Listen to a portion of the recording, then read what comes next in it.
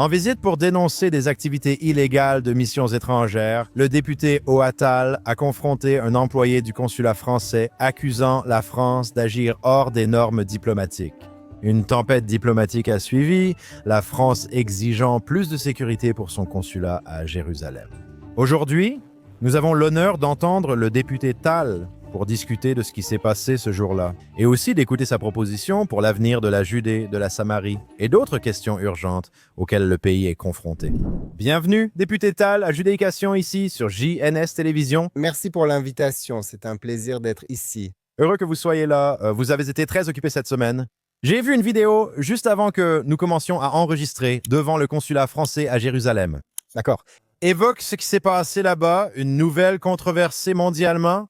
Eh bien, tu sais, ça ne devrait pas l'être, ça ne devrait pas l'être. Parce que, tout d'abord, l'histoire, c'est que j'ai dirigé une délégation de membres de la Knesset avec le ministre Oitzruk qui nous a rejoints pour découvrir ce qui se passe au cœur de Jérusalem. Quand le consulat français et le consulat turc, ainsi que d'autres, opèrent depuis le cœur de Jérusalem, non pas pour servir les intérêts de leur pays, en Israël, mais pour servir les intérêts des Palestiniens.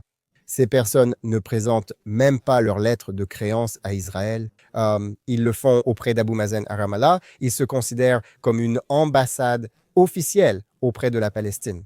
Ils profitent des avantages qu'Israël leur accorde, mais ils servent les Palestiniens. Non seulement cela, mais en réalité, ils soutiennent le terrorisme.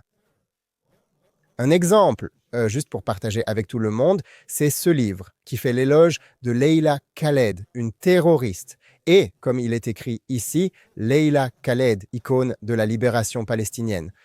Maintenant, c'est un livre qu'ils ont lancé au consulat de France à Jérusalem lors d'un événement qui a glorifié cette terroriste responsable de meurtres et de tentatives de détournement d'avions, y compris un vol El Al et du meurtre d'Israéliens. Et ils glorifient cette personne lors d'un événement au consulat. Que pouvons-nous faire? Comment pouvons-nous arrêter cela? Donc, ce que nous devrions faire, c'est d'abord leur retirer tous leurs avantages en tant que diplomates. Ils jouissent de l'immunité et du stationnement gratuit à Jérusalem, ainsi que de nombreux avantages. Un des employés de ce consulat français l'était arrêté parce qu'il a essayé de faire passer des armes en contrebande aux Arabes, aux Palestiniens. Donc, c'est une organisation qui est fortement impliquée dans l'incitation des Palestiniens à commettre des actes de terrorisme.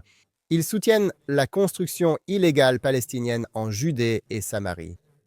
Ils violent essentiellement toutes les règles, toutes les lois d'Israël, la souveraineté d'Israël et même le droit international. Parce que, selon le droit international, une entité étrangère ne peut pas opérer dans un pays. S'ils ne présentent pas leur lettre de créance à Israël, au pays qui les accueille, ils violent toutes les règles internationales et les lois israéliennes.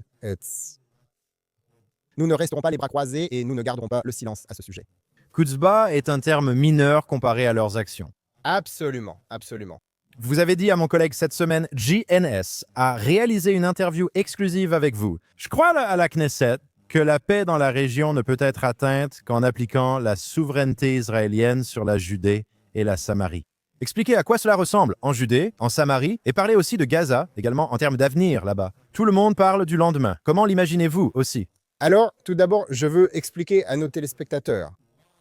Je dis que seule l'application de la souveraineté stabilisera vraiment le Moyen-Orient. Maintenant, je sais que pour beaucoup de gens, parce que nous venons tous d'une façon de penser occidentale, d'accord, quand vous avez un différend avec quelqu'un, d'accord, qu'est-ce que vous faites? Qu'est-ce que vous faites? Et ça, quand vous vous disputez avec quelqu'un, vous vous asseyez, discutez et faites des compromis. Vous n'obtiendrez pas 100% de ce que vous voulez, je n'obtiendrai pas 100% de ce que je veux. Et nous trouverons une solution. Quelque chose entre les deux, une solution, et nous continuerons notre vie, n'est-ce pas? C'est généralement comme ça que les gens pensent, comment les gens fonctionnent.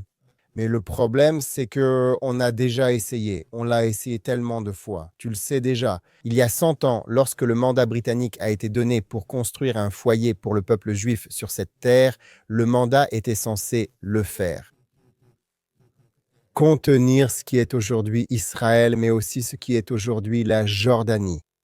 Et cela représente 80% du territoire. Donc nous avons en fait déjà donné 80% de notre terre aux Arabes. D'ailleurs, 75% des habitants de la Jordanie sont des Palestiniens. Nous avions déjà une solution à 2 États, mais cela ne leur suffisait pas et nous avons répété la même erreur. Et nous avons accepté le principe de diviser notre terre. Nous allons donner la grande majorité de la Judée et de la Samarie, notre terre biblique, nous allons la donner aux Arabes. Cela ne leur suffisait pas. Et encore une fois, le Premier ministre Ehud Olmert et Barak était prêt à céder 99% de la Judée et de la Samarie aux Palestiniens, espérant ainsi instaurer paix, stabilité et prospérité. Et toutes ces choses, cela ne les a pas accomplies. Même eux ont refusé de recevoir seulement 99% de la Judée et de la Samarie qu'ils nomment la Cisjordanie. C'était ça. En 2005, nous avons répété la même erreur en cédant Gaza aux Palestiniens, sachant que nous avions retiré des personnes de leur tombe pour cela. Donc, c'est déjà le 3e État palestinien. Est-ce que ça nous a apporté la paix, stabilité, prospérité? Rien, rien. Il a donc été prouvé, sans aucun doute, que chaque parcelle de terre que nous donnons aux Arabes n'apporte que la mort et la souffrance à tous. Parce qu'aujourd'hui, tout le monde souffre de cette réalité. Alors pourquoi n'apprenons-nous pas? Pourquoi ne tirons-nous pas de leçons de cela? Donc, ce que nous devrions apprendre, c'est ceci. Que diviser notre terre, en donner davantage aux Arabes, essayer de les apaiser, cela ne fonctionne pas. Qu'est-ce qui fonctionne? Appliquer la souveraineté. Israël a prouvé qu'il est le facteur le plus stabilisateur de la région. Israël a fait ses preuves en 77 ans. Vous savez que 20% de la population israélienne aujourd'hui sont des minorités. Musulmans, arabes, juifs, chrétiens. Vous pouvez leur demander s'ils préfèrent vivre dans d'autres pays du Moyen-Orient. Ils diront tous, non, Israël est bon pour nous. S'il est prouvé que donner des terres aux Arabes cause des souffrances, alors garder nos terres apporte des bénédictions à tous. Appliquons davantage de souveraineté sur la Judée et la Samarie. Et je vous le dis, c'est la seule façon de vraiment stabiliser la région.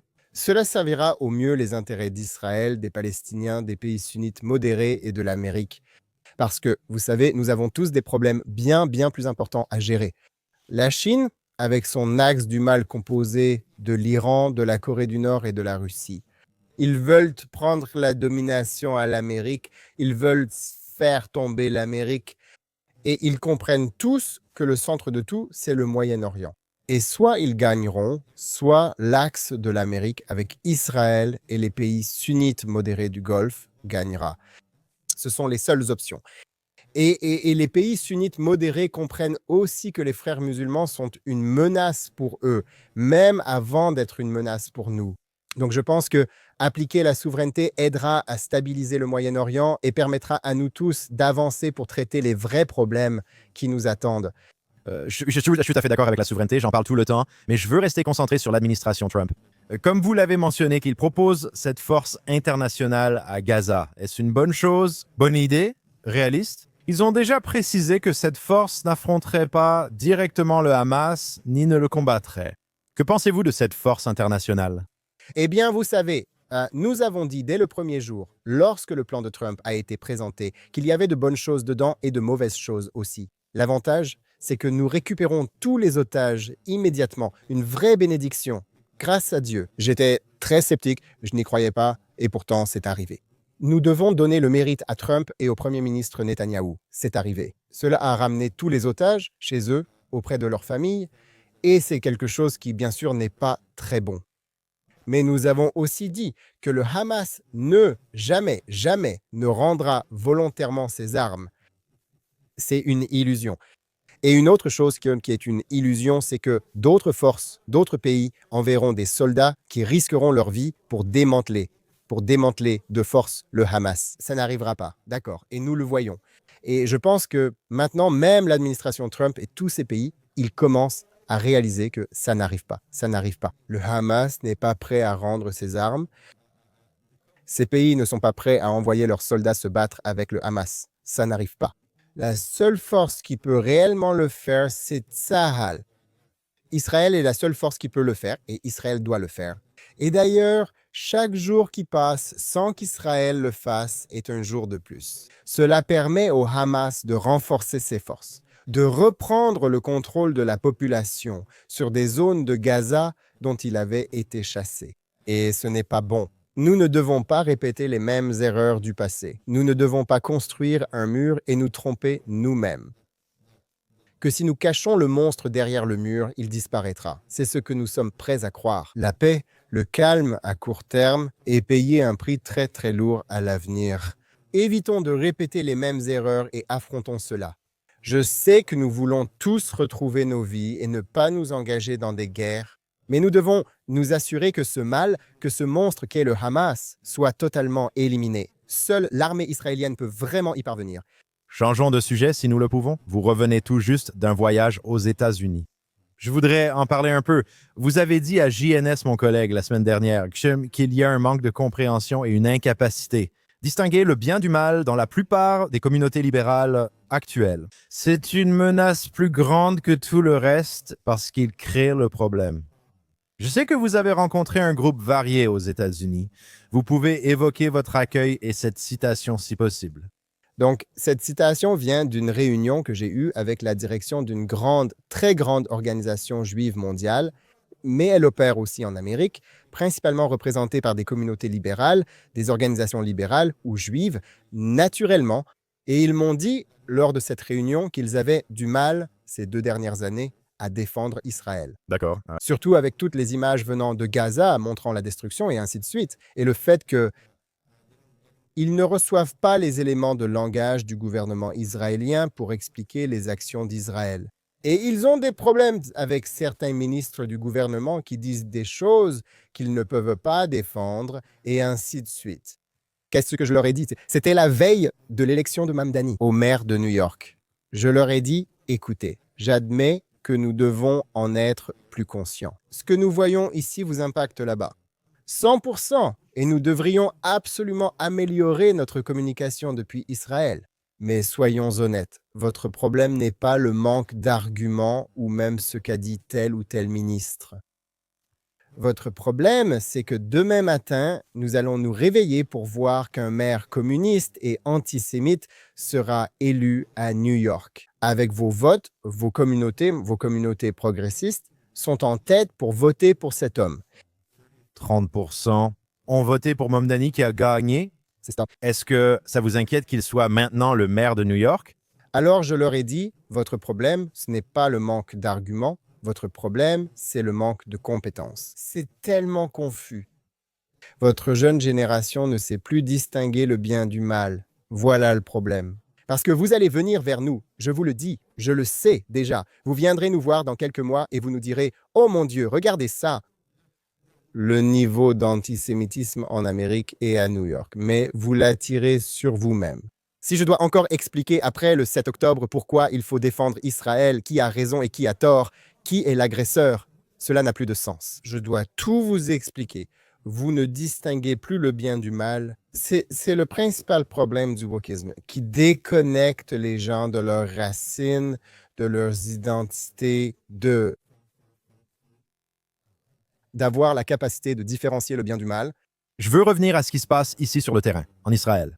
La plus grande histoire que je vois semaine après semaine, peu importe combien d'enfants chrétiens sont enlevés en Afrique. Des guerres éclatent en Ukraine ou ailleurs, où on parle toujours de violence des colons.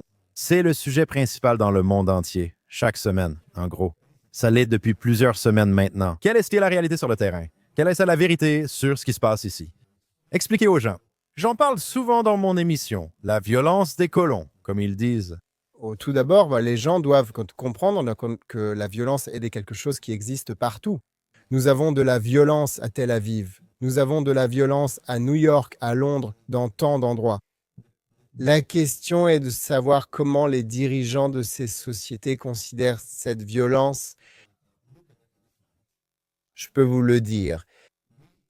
Nous condamnons tous toute forme, toute sorte et tout acte de violence contre quiconque, contre les Juifs, contre les Arabes, contre tout le monde. Contrairement aux Palestiniens, qui non seulement ne condamnent pas les actes de violence et de terrorisme contre les Juifs, ils encouragent en fait cela, ils paient même des gens pour commettre davantage d'actes de terrorisme.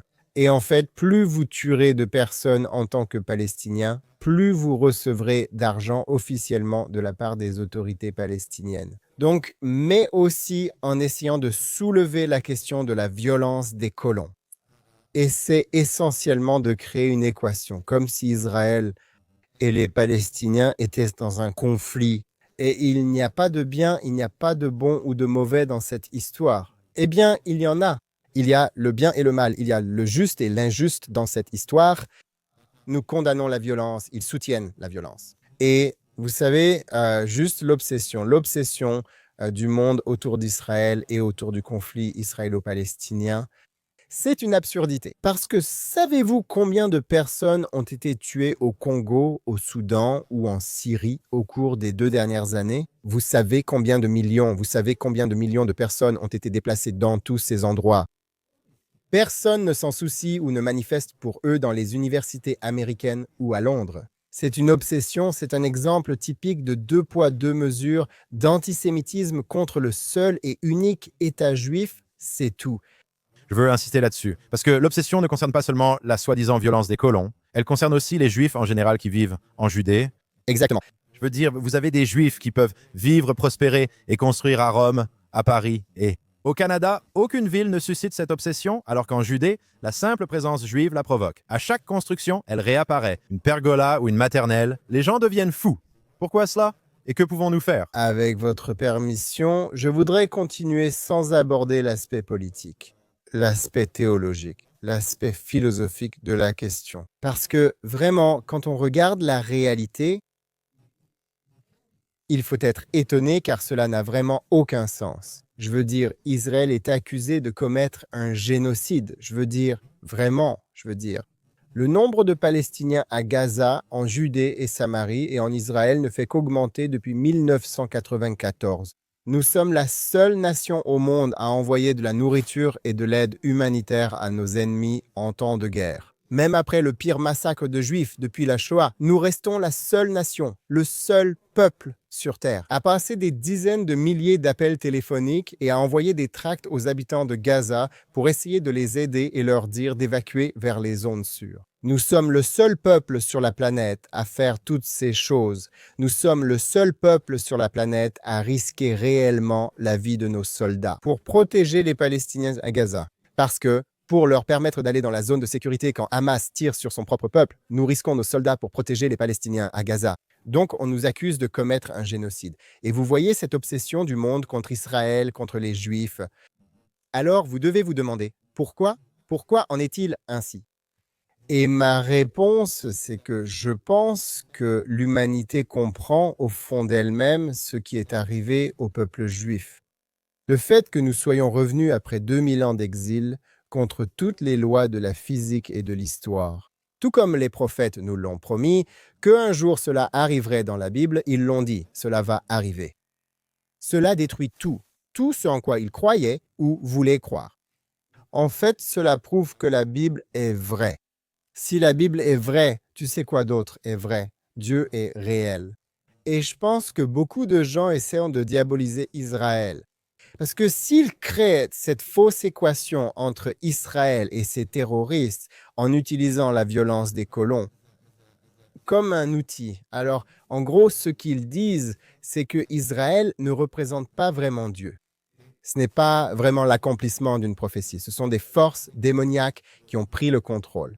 C'est vraiment ce qu'ils essaient de faire. Mais je pense et j'espère et je prie qu'il y a suffisamment de personnes authentiques, des gens honnêtes dans le monde qui comprennent cela. Le fait que le peuple juif soit revenu, que nous revenions, que nous retournions dans notre patrie, notre terre ancestrale en Judée et en Samarie, notre terre ancestrale biblique, c'est l'accomplissement d'une prophétie, c'est l'accomplissement de la volonté de Dieu. Et cela n'apportera que du bien et des bénédictions à tous, à toute l'humanité. Parce que nous sommes ici, pas seulement pour nous-mêmes, nous sommes ici pour Dieu, pour l'humanité, pour apporter des bénédictions au monde entier. Et malheureusement, certains de nos voisins essaient en fait de nous tuer, essaient de nous assassiner au quotidien. Judée, Samarie. En Israël, il y a 10 jours, une attaque terroriste mortelle a eu lieu au carrefour de Gushitown, touchant un homme de 71 ans de Kirad, Arba. Son seul crime était d'être juif. Attendre un bus pour rentrer, c'était son seul tort. Je veux évoquer la dissuasion et ce que fait le gouvernement d'Israël, sujet que nous abordons depuis des années, surtout depuis l'échec des accords d'Oslo au début des années 90. Et je sais que les hommes et les femmes de Tzahal sont là-bas. Ils arrêtent peut-être plus de 90% des attaques chaque jour, mais certaines réussissent encore. Que peut faire le gouvernement de l'État d'Israël pour créer une véritable dissuasion? Pour que lorsqu'un terroriste ou quelqu'un qui veut le devenir se réveille le matin, il décide que ça ne vaut pas la peine de sortir, même s'il a été endoctriné depuis sa naissance. Ce n'est pas rentable pour ma famille ni pour moi de sortir tuer des Juifs. Que faire? Nous posons cette question depuis plus de 40 ans. Si vous remontez à 1929, il y a 100 ans, nous parlons de cela, mais à l'époque moderne, de nos jours, que peut faire le gouvernement? D'abord, il faut apprendre de nos erreurs. Nous les avons toutes commises, je l'avoue honnêtement. Nous avons fait toutes les erreurs possibles en 77 ans.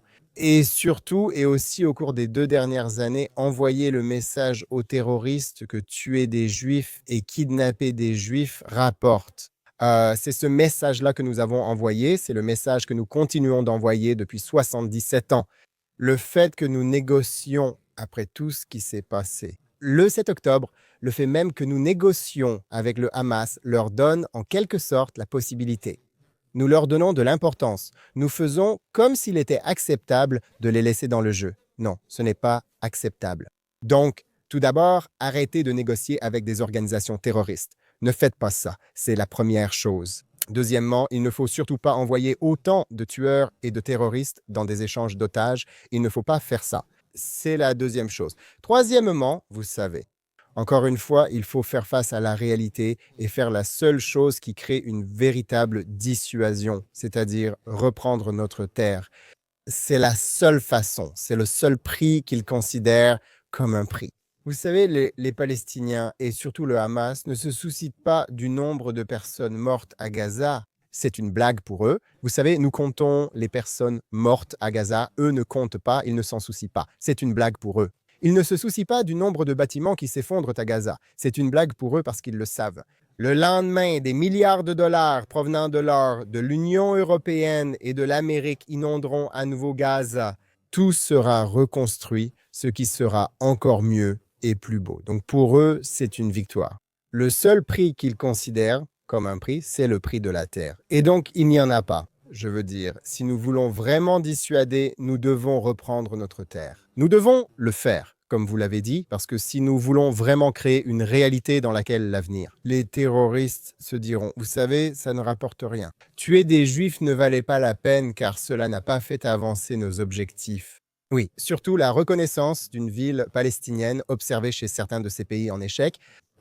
Mais pas seulement cela, cela nous a fait reculer nos ambitions d'acquérir davantage de terres juives. Cela nous a fait reculer parce que les Juifs nous ont pris des terres. Et je pense que c'est la seule solution pertinente. Je pense que c'est une bonne idée et que nous devrions aller dans ce sens. Une dernière question avant de vous laisser partir. 2026 est une année électorale ici en Israël. Pour l'instant, les élections sont prévues, je crois, pour octobre 2026. Qui sait, cela peut arriver à tout moment ici. Seuls 4 gouvernements israéliens ont mené un mandat complet de 4 ans. À quoi ressemble l'avenir pour le parti sioniste religieux et à quoi ressemble l'avenir pour MKO Atal? Quelles sont vos ambitions? Quels sont vos espoirs et projets à l'approche des élections en Israël? Alors, tout d'abord, vous savez, je pense que le fait que nous ayons survécu pendant 3 ans, malgré tout ce qui s'est passé ici au cours des 3 dernières années, je veux dire, la réforme judiciaire, la guerre et tout ce qui s'est passé, vous savez, ont déçu beaucoup de gens dans l'opposition. Vous savez, ils ont dit à de nombreuses reprises que nous allions avoir des élections bien avant et à chaque fois, ils se trompent. Ils n'ont pas réussi à être précis sur ces points, sur ces sujets. Prévision. Donc, je pense que cela va encore les décevoir. Je pense que ce gouvernement tiendra, qu'il continuera, j'espère jusqu'au bout, et accomplira un mandat complet de 4 ans. Et j'espère et je crois à cela. Vous savez, si vous regardez les sondages, eh bien, les sondages sont très bons, très mauvais pour mon parti, n'est-ce pas? Benjamin Netanyahu. Mais grâce à Dieu, tout au long de l'histoire, ces sondages se sont révélés faux. Selon les sondages, moi, Netanyahou, je n'ai jamais été Premier ministre. C'est vrai. D'accord. Donc je crois qu'en profondeur, il y a beaucoup de gens qui deviennent de plus en plus à droite, qui commencent à réaliser que nous avions raison. Et la gauche, qui n'a proposé que de se rendre face à la terreur et d'essayer de les apaiser. Cela a échoué. Nous ne voulons pas répéter les mêmes erreurs. Et je pense que nous verrons une croissance du camp conservateur de droite, et je crois que nous verrons cette croissance, aussi pour mon parti. Et vous, personnellement, je ne vais pas vous laisser vous en tirer comme ça. Vous savez, je ne sais pas. Vous savez, je n'ai jamais prévu d'être un homme politique dans ma vie, n'est-ce pas? Je veux dire, avant de rejoindre cette cause, j'ai passé 20 ans dans l'éducation juive, je crois. L'essentiel, c'est l'identité juive, le cœur de tout. Mais Hachem et les gens bien d'Israël ont décidé que je devais être ici et ont voté pour nous. Me voilà à la Knesset et j'espère qu'ils continueront à faire confiance à ce que j'essaie de promouvoir et à ce que nous essayons de promouvoir. J'espère qu'ils me permettront de continuer et d'occuper des postes de direction lors du prochain mandat. Ministre de l'Éducation, ça n'a de sens que si... Non, pourquoi ne pas mettre quelqu'un qui a l'expérience? Pas juste lancer quelqu'un comme ça, mais quelqu'un qui a le parcours nécessaire. Je serais ravi d'être ministre de l'Éducation, de la diaspora ou des Affaires étrangères. Il y a beaucoup de bonnes choses que nous pouvons faire dans ce pays. Dieu merci, Israël est un petit pays avec de nombreux défis, mais aussi de nombreuses et immenses opportunités pour un avenir plus fort et meilleur. Et je serai plus qu'honoré de servir mon peuple et mon pays à n'importe quel poste qu'ils jugeront approprié. Merci d'être venu sur JNS Télévision et de nous avoir rejoints au JNS Media Hub à Jérusalem, malgré votre emploi du temps chargé. Alors, je vous souhaite tout le meilleur et bonne chance dans toutes vos futures entreprises. Merci. Continuez votre travail important. Merci beaucoup. Nouvelle édition de Judécation sur JNS Télévision. Je suis Josh Aston, correspondant JNS News. Merci à ceux derrière les caméras, notamment Aaron Voglander, nouveau membre très occupé à la régie. Ryan Lifshitz, nos producteurs Esther Eden, Zach Sickerman et le directeur de la station Yuri Sretsky. Allez sur JNS Télévision pour ce contenu exceptionnel et sur JNS.org pour les dernières actualités d'Israël, du Moyen-Orient et du monde juif. Assurez-vous de vous abonner. Soutenez JNS financièrement. Nous comptons sur vos dons. Appuyez sur ce super bouton « J'aime » que nous avons, n'est-ce pas? Ryan, le super bouton « J'aime » Merci beaucoup. Bonne semaine à tous, à la semaine prochaine sur Judéocation.